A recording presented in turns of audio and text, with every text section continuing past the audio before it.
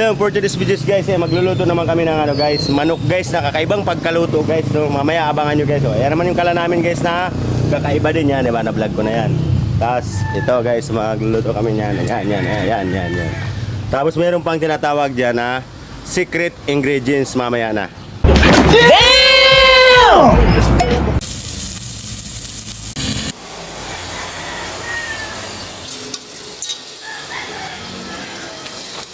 So guys, ang problema lang tong kala na to guys, walang controller guys. So shout out dyan sa mga lahat ng mga viewers ko at saka mga subscriber ko, alright, no?